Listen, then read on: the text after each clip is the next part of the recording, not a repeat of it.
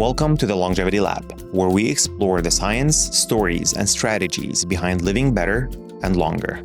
I am Dr. Tarek Kader, founder of Naples Longevity Clinic, and each week we bring you conversations with leading experts in health, wellness, and performance. Whether it's the latest research or timeless wisdom, we break it down so you can apply it to your own life. Today, we have the proud owner of Sauna House, Robert Sorenson, to talk to us about how to incorporate contrast therapy into our lives for wellness and longevity. Good afternoon, Robert. Thanks for coming and joining us. We know a little bit about what you do, and today we're going to explore more about what you do and see what you can educate us about and what you can tell everybody about.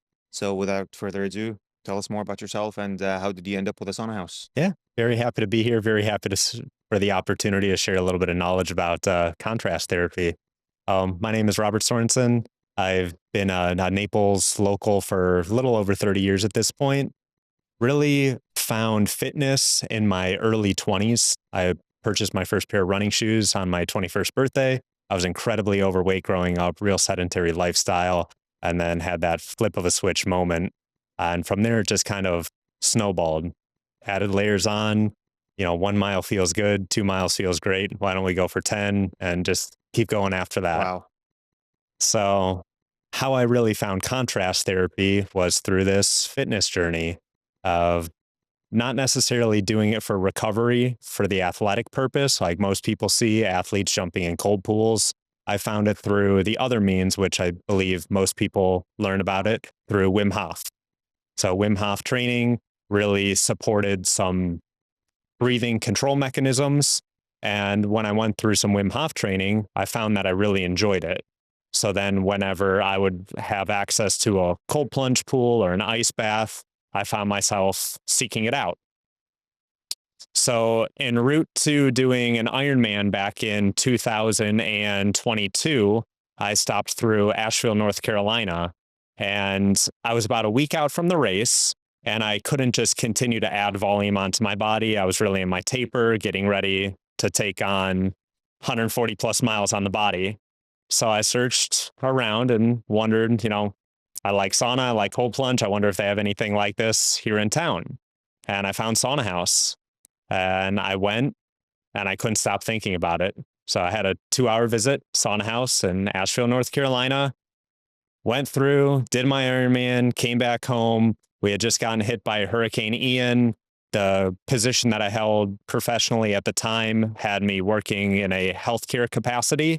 So during Hurricane Ian's cleanup, I essentially lived at work for like 3 weeks. I had my bags packed already from coming back fresh from the Ironman, went straight to work. And through all of this recovery, I couldn't stop thinking about that sauna cold plunge experience in Asheville, North Carolina. So my partner is named Gwen. She really encouraged me. She said, just pick up the phone, call them and tell them how you feel. So I just kept calling their front desk until somebody answered, and somebody that would listen said, hey, I was up here a few weeks ago. I love what you do. I want to bring this to Southwest Florida. So long story short, several years long, got in touch with them, signed on. First affiliated location with Sauna House, North Carolina, opened in Bonita Springs in the very tail end of 2024. And now we've been open for about 7 months and loving every day of it. Amazing. Yeah. I mean, I can tell you from personal experience, especially when it comes down to things with water and steam and, a huge turnaround. Your place is the nicest, cleanest, most pristine I've seen in this kind of environment. So, I want to try it one day. I heard about it. I think I saw a social media post. So I thought maybe this is great. You put everything in one place. So I went there. I think I talked to you or somebody at the front desk. Very helpful people. And once you walk in there, you feel invited to come again. You feel like you belong here. Now, that's all great. I mean, it's really amazing to see how you transform the personal experience into something that you want to give back to the community. And this is exactly what we're doing here today. So we want to give that experience and tell people and explain to people what does that do to you, how do you use it, what is good practice, what is bad practice, because everything has side effects to it. Nothing is going to be, oh, this is amazing, this is great, whatever you do it, however you do it, you're going to be fine. No, absolutely not. Because I see these people, putting, a bunch of ice in a bucket, and they jump right after they did a really heavy workout. I'm sure that's not the best idea around, but so today that's what we're going to be exploring, and hopefully answering some really crucial questions out there. So, you know, you've came to our clinic at Naples Longevity Clinic, and that's what we try to, promote and tell people that this is what we're going to be doing. We're going to be incorporating everything in life into your health journey and longevity journey. We want to make you not just live longer, we want to make you feel more comfortable, have a better day, be around for your family. And we're not going to prescribe a medicine for you. What we're going to prescribe is lifestyle changes. And, what struck me the most about sauna, and why sauna, why cold plunge, and I read a little bit about it, and uh, I like to take things back to human nature. And today, in this time and age, we live in a temperature neutral world. Especially in lucky places like, we're in a developed country, and we have ACs everywhere. Your car has AC. You're only walking from your car to the store and vice versa. So you're in a 75-degree all day long. And I don't think your body's supposed to do that. Your body needs to fluctuate. So, the closest way we can get it, nobody's going to tolerate Florida heat in August, right? So, I'm going to be in AC, but at the same time, I need to get the contrast therapy, as you said. Before I get there, can you tell me more about the training you went through? This is very interesting to me, because I just finished reading a book, Breathe or Breath, and they talk about I'm it a lot. familiar. Yeah. So, still, how was your experience in that? The experience going through I've done several at this point of Yeah. Wim Yeah. Hof specific training. They Yeah. have different levels associated with it. Yeah. And they really do retrain you on how to breathe. Mhm. It's such an autonomic experience. We do it while we sleep. We do Yeah. it while we wake. We were born knowing how to breathe. But there's a right way and a wrong way to breathe, especially when you start digging in and looking at how to control your autonomic nervous system, how to calm yourself, how to manage your own stress. And that's what really was focused on during the training, so that when you go into an extreme temperature, whether it be hot or whether it be cold, your human instinct is going to go into panic, fight or flight. Right. And as long as you can anticipate that and respond to it through proper breathing mechanics, you can really control that. It's an incredible tool, and it's something that every single one of us can learn to manipulate. Absolutely. All right. Let's dig deep a little bit into, let's start with sauna, right? So people get confused between sauna, infrared therapy, traditional sauna, or infrared sauna. So what can you tell us? What is the difference between them? Who would benefit from each of them? Yeah. And there is a legitimate difference across all of them. Unfortunately, they are at this time really getting jointed together, but there are different benefits associated with each. So you hit on several of them. You have traditional sauna, which might be referred to as Finnish sauna. This has been a practice that's been around for literally thousands of years. Most people are going to recognize this as being in a wood cabin or a wood room. It has an electric or a wood-fired stove. There are the stones on it. With just the stones, we would consider that a dry Finnish sauna. It's dry heat. When you begin incorporating water onto those stones, it produces humidity. So now we have ourselves a wet sauna. Still a wet sauna, but still a wet traditional Finnish sauna. Then you have steam rooms, which is using steam as the heat source. A steam room is not technically a sauna. And then we also have infrared sauna, which is using light wave frequencies that penetrate the skin, that heats from the inside out. We usually refer to it as somewhat of a microwave effect. And that's, again, a completely different version. I see. I see. So those are really the four main ones that you're going to hear in common speak: dry sauna, wet sauna, infrared, and steam. Okay.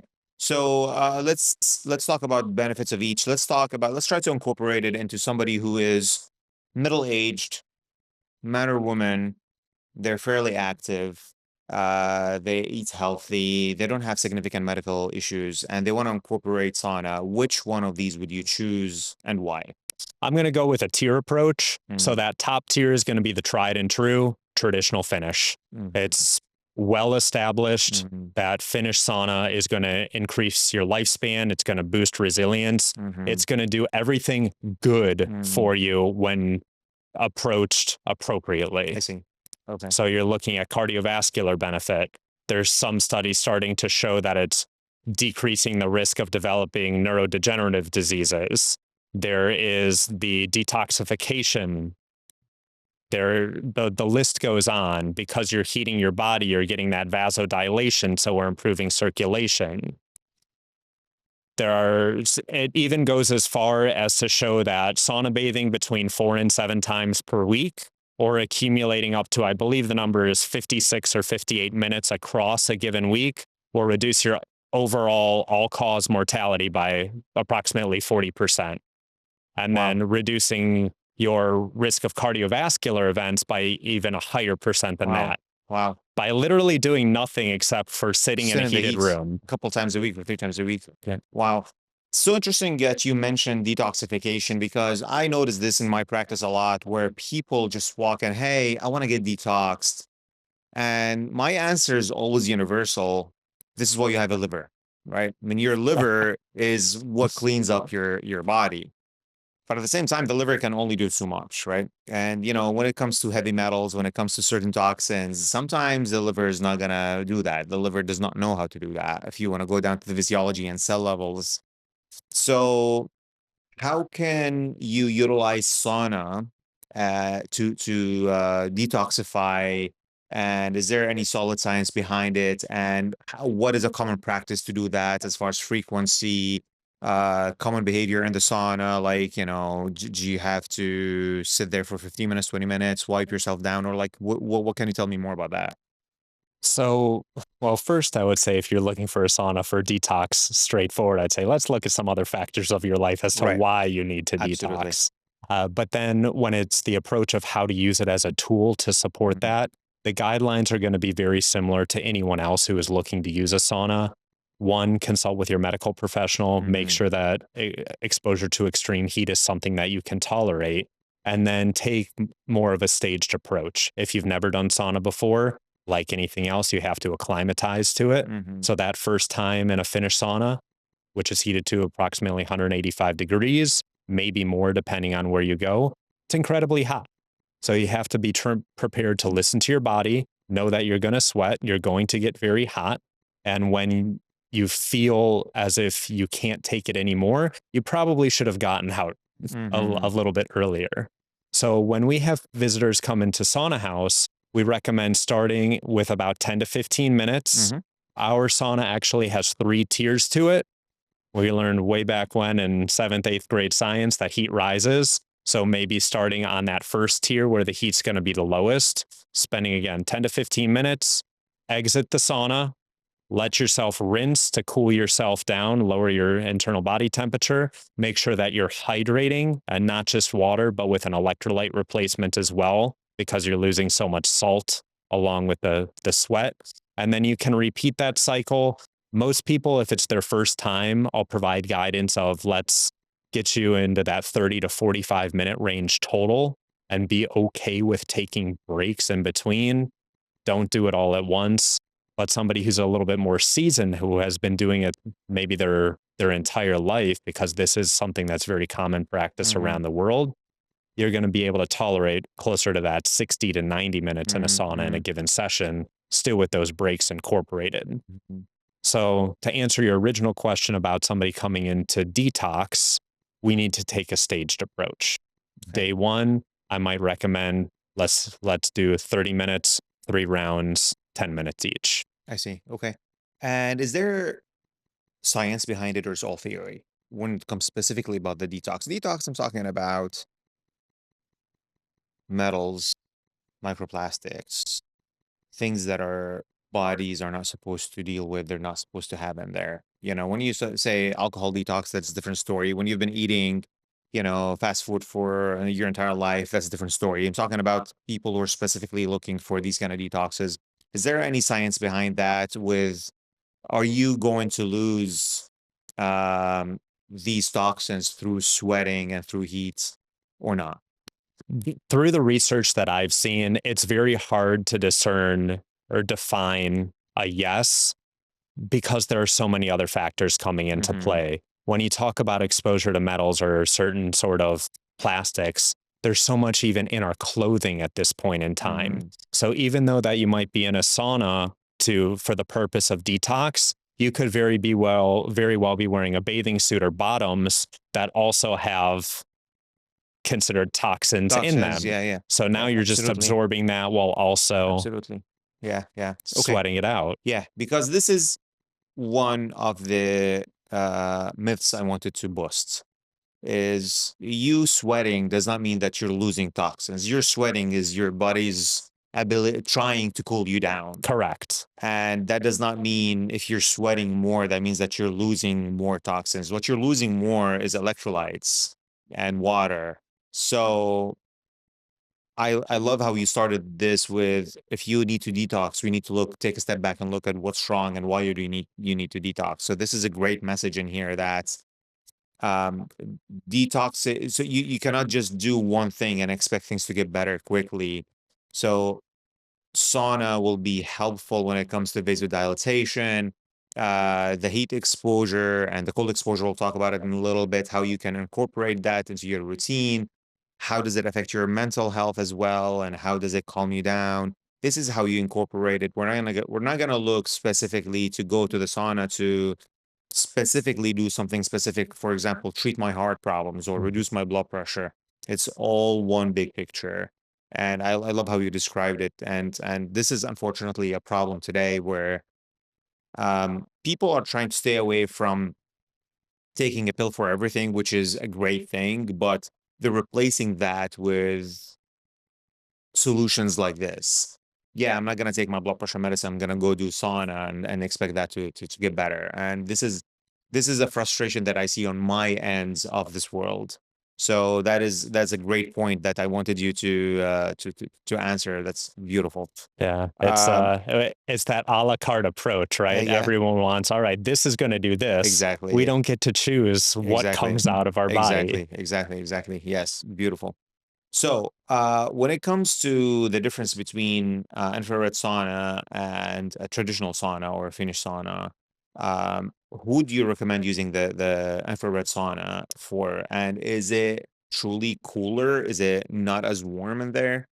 Or so you're using your body to generate the heat? Is that what I understood? So an infrared sauna, you're able to stay in for a longer duration Mm-hmm. because it is operating at a lower temperature. Okay. Where traditional, you're seeing that 185 plus. Infrared, you're probably going to see it heated somewhere between 120 and 150. Mm-hmm. So as opposed to a 10 to 15 to 20-minute duration, you're able to stay in there for closer to 30, 45, perhaps even an hour as you Mm-hmm. build up Mm-hmm. tolerance.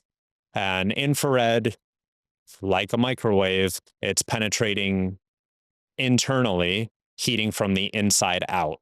I see. So those who use it, it's used a lot in disease management. I know it has quite a bit of research associated with Lyme disease. Mm-hmm. We're seeing a lot of it associated with helping people who have significant arthritis. Mm-hmm. And then one of the key factors that we usually push for infrared sauna specifically is how it promotes mitochondrial growth, and Beautiful. mitochondria being the powerhouse of the Oh, you're cell. speaking my language now. Okay. All right. So why specifically the infrared sauna? Is it like, I mean, I use red light therapy in my office for mitochondrial support specifically. It's part of some protocols I utilize for when I suspect mitochondrial dysfunction, which is a whole few days of talking if we want to talk about it, right? So I think everything today when it comes down to disease comes down to mitochondrial dysfunction. And if you have mitochondrial dysfunction, there's nothing else that's going to work. You have to work on that and improve it.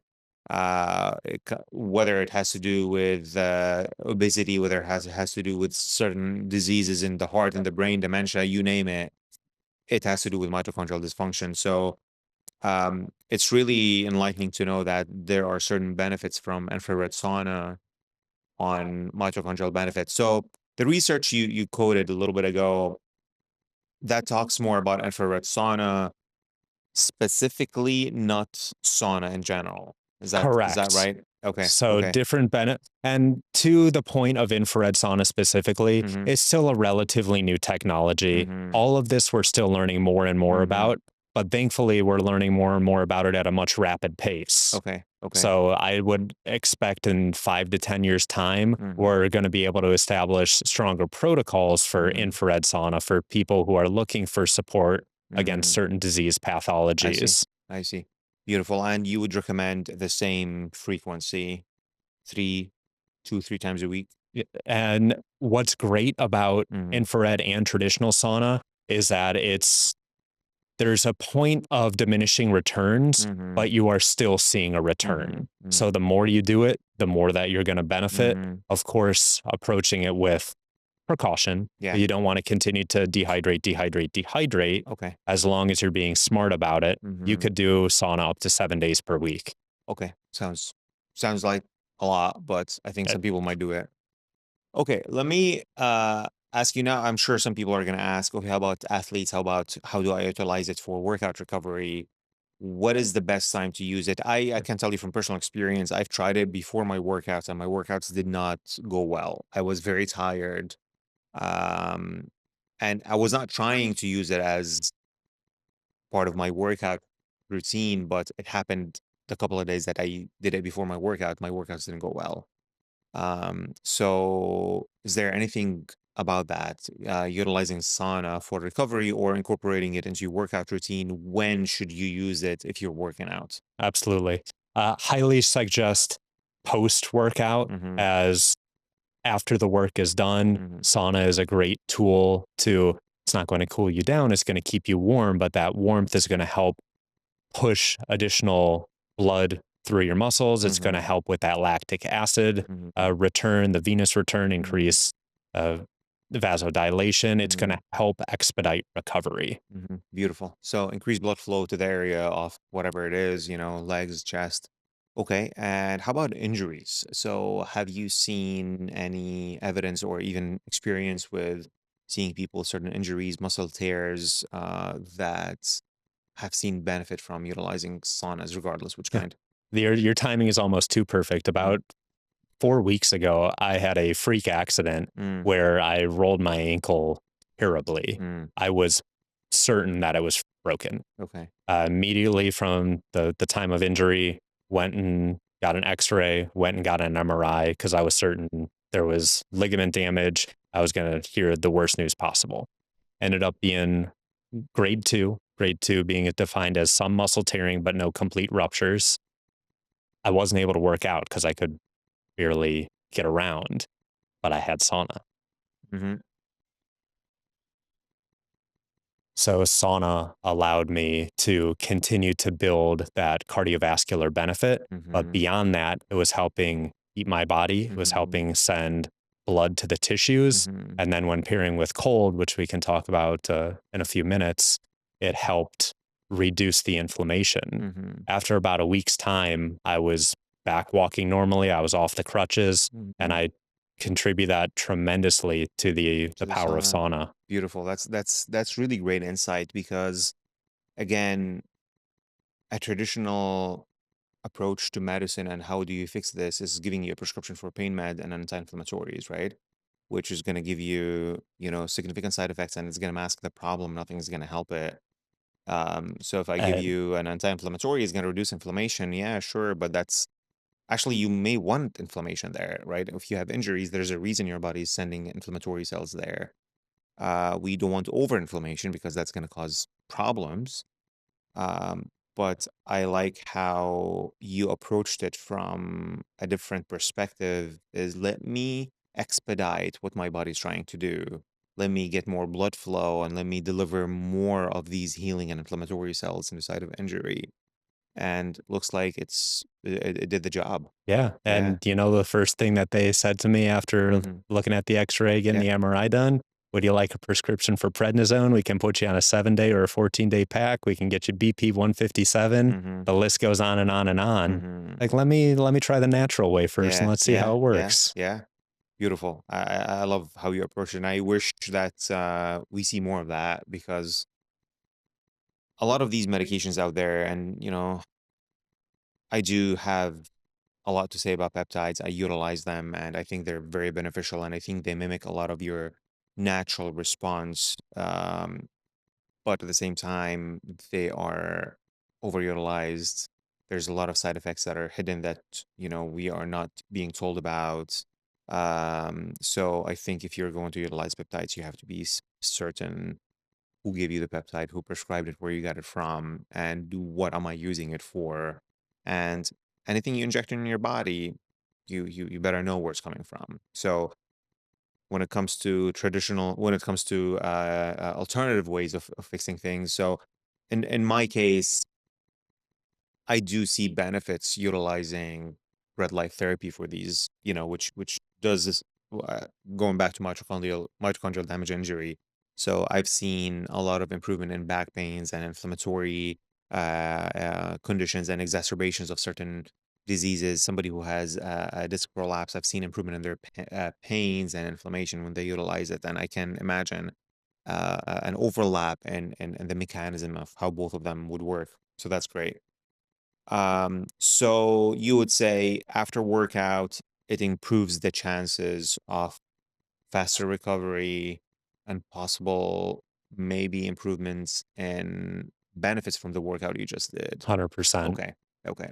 Well, it's perfect timing to jump to cold plunges where you can correct me if I'm wrong, but when I see athletes, specifically younger athletes who think they're indefensible and they that just finish a very hard CrossFit workout and they all jump into the cold plunge right after that. And to me, that like gives me this exclamation mark in my head, red big one. Wait a second, your muscle's trying to recover. You're restricting the blood flow there. What are you doing? Right. So this is my theory. I'm not sure if there's any science behind it. So enlighten me. Yeah, a very valid question, Yeah. something that is, again, we're learning more about. Mm-hmm. Cold plunge, we have so much more to learn about yet than Mm-hmm. anything else. Mm-hmm. And there's been a lot focused on with recovery or the proximity in which you want to cold plunge associated with Mm-hmm. an intense workout. And the answer is don't do it immediately after, Mm-hmm. unless you don't care about muscle development. Mm-hmm. So consider your goals first. If you're somebody who is just doing routine workouts, not necessarily trying to continue to add layers, don't get too deep into the weeds with it. But if you are somebody who's looking for muscle growth or hypertrophy or to develop more power and strength, the literature is now showing approximately 4 to 5 hours post workout that's going to reduce the side effects of cold plunging too soon in proximity to a workout, if that makes It sense. does. It does. Absolutely. Okay.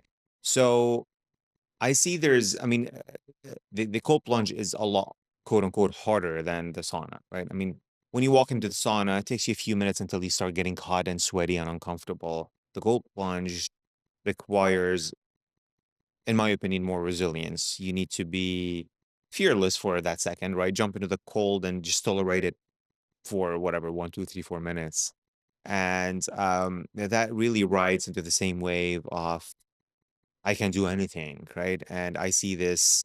I mean, it's a great mindset to have, but at the same time, it leads to injuries and it leads to falling into a lot of traps. So, um, the duration of a typical cold plunge for somebody who's never done them, how do you do it? How do you approach it? What do you advise them? Gosh, I'm so glad you brought this up because it is. It's a challenge, and we see too many people doing it inappropriately Hmm. because of what they see on social media. No.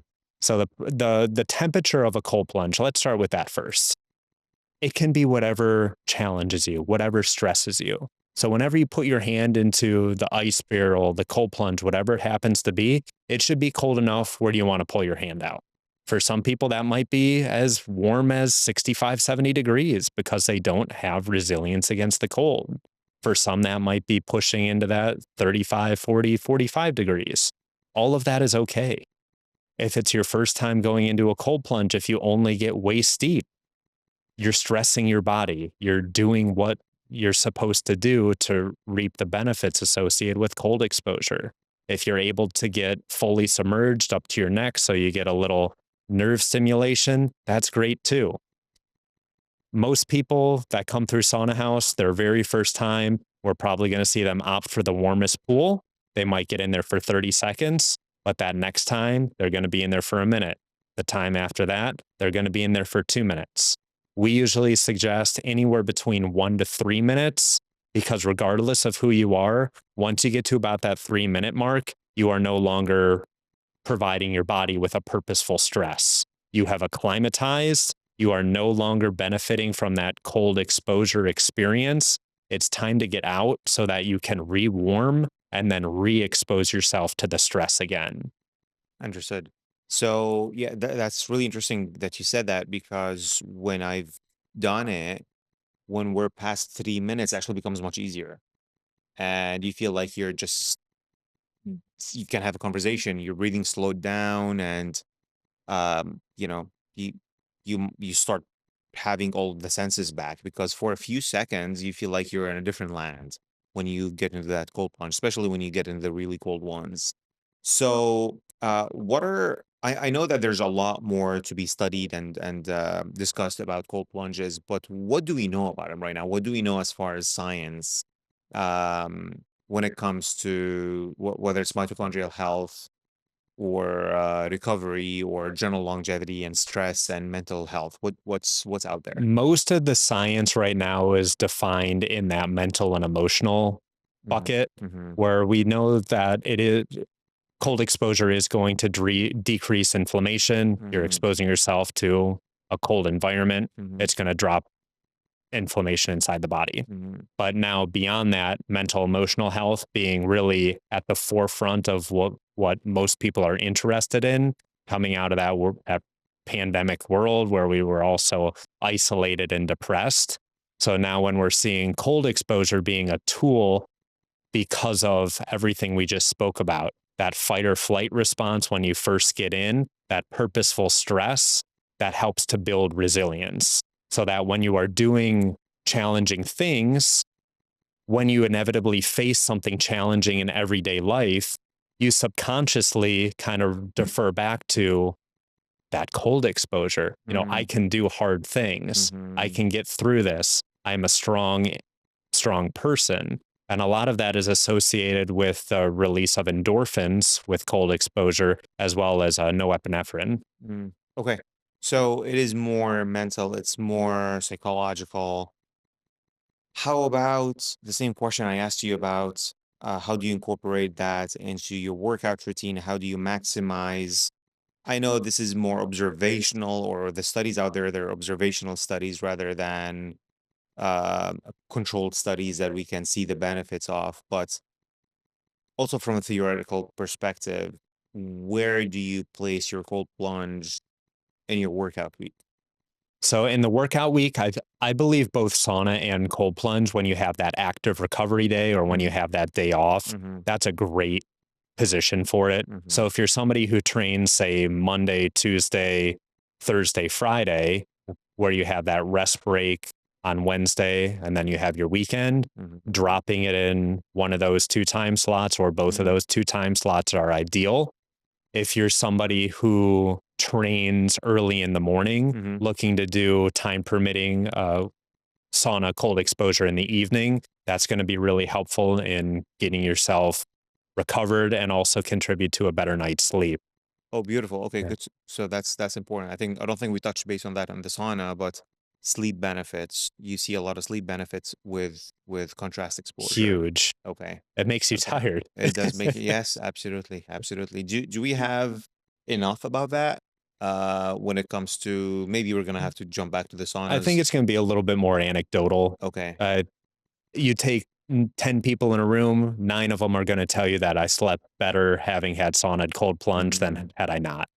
Yeah, but also if they're out in the sun the whole day, they're probably gonna sleep better too. So it's Exactly. probably we don't know if it's the exhaustion because in today's life with wearables, I can tell you when I am at your place, I also have a continuous glucose monitor that my blood sugar always runs in the 70s and 80s.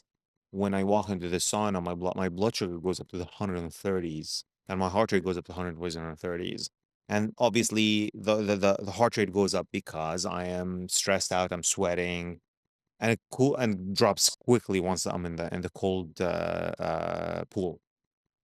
But what's interesting is e- the explanation of that is the cortisol level spikes through the roof, and that through multiple mechanisms will bring up your blood sugar level, Mhm. and this is how your body's fighting stress. So you might be having a great experience in there and having good time and chatting with people in there and socializing, but your body's fighting stress. Your body does not know where that stress is coming from, so this is going to fight it. And stress to a certain degree is what we're going to come down to here. Stress to a certain degree is necessary and it's healthy. And today, in 2025, everybody wants to be comfortable. We are not meant to be comfortable all the time. We're not meant to Mm. be happy all the time. We're not meant, we have emotions, we need to get sad, we need to get uncomfortable.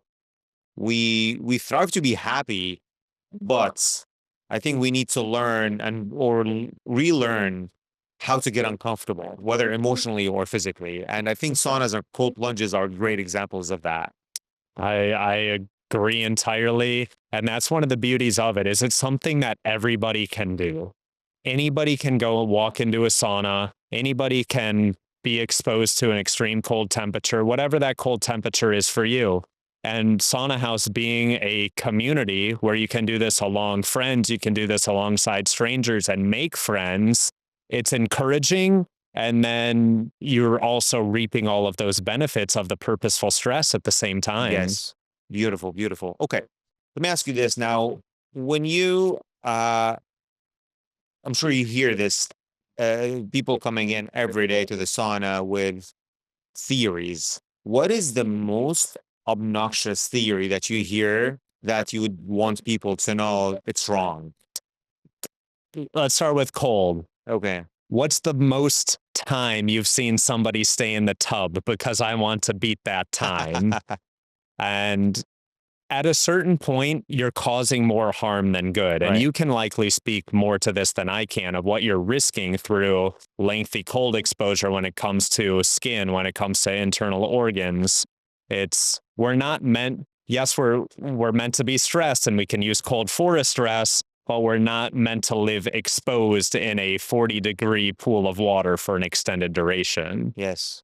Yes. I mean, I see all these people who compete who can stay there longer, 7, 8, 9 minutes. And as we just said a little bit ago, your mind gets used to it, and you have a thermostat in your brain that's just gonna adjust, and you're gonna be okay with it. So there's no point. Your body's still getting stressed out. You're exposing your body to all these extreme temperatures for a prolonged period of time. So you're adding stress. You're saying unnecessarily, and you're not reaping any benefits from that extra 4 or 5 minutes you're adding. Exactly. And okay, so the message here is don't be a hero. You're not stronger if you spend longer time in the cold plunge, Correct. and you're actually hurting yourself. How about sauna? Sauna, sauna, because it is a mild cardiovascular response, you're seeing somewhere in that zone 2 training Mm-hmm. heart rate.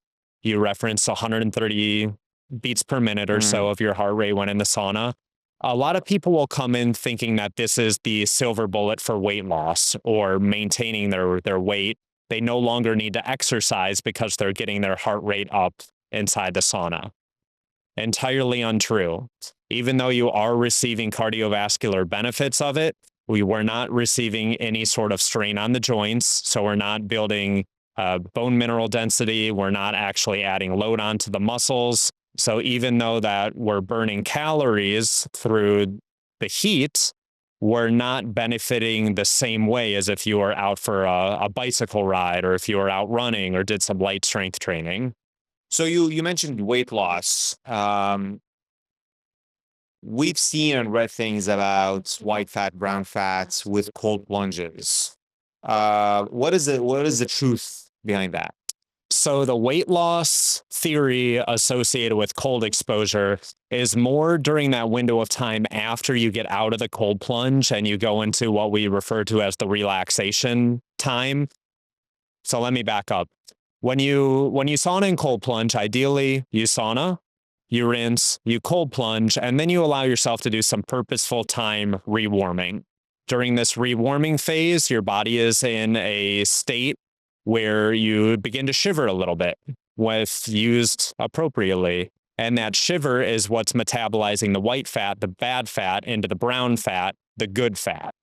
So there is a way to leverage cold exposure to help with that white to brown transition. But many people avoid this or skip this entirely because this is arguably the most uncomfortable period of the circuit. They want to go right back into the sauna after the cold because they want to get warm again. But you're skipping that window where you're missing that third aspect. And how long is that window typically? What are you looking for? We recommend between 5 and 10 minutes. So sitting in these warm chairs does still count in a way. Absolutely. Right? So Okay. at Sauna House, we have some nice heated Yeah. furniture. It makes Yeah. it more approachable Okay. for those getting out of the cold plunge to Mhm. embrace the shiver. We do have some unheated Adirondacks for those who don't need the assistance. This is also an opportune time to rehydrate Yeah. and connect with the other guests that are there. Yeah. Beautiful. I mean, it's the timing is perfect because you said connecting with the guests, and here there is a very important aspect of health and longevity. And most recently, we've been reading more and learning more about social isolation and connection with dementia and early cognitive decline and memory problems, you name it. So, what you've mentioned before we got started here, that you have a community and you're trying to build a community and you have the majority of the work I feel like at your place is within that communal area where everybody meets and talks. And I think this is an aspect of health that is overlooked. And socialization with people and talking to people and introducing these new brain connections is so crucial. So your attributes to the community is actually directly linked to improved neurocognitive disorders, preventing dementia. So you here are mixing two things, the contrast therapy, but you're also adding a social aspect of it because if you can get a sauna at home, right? I mean, for a few $1,000s, you can get a really nice one, but if it's you and your wife, right? And that's it.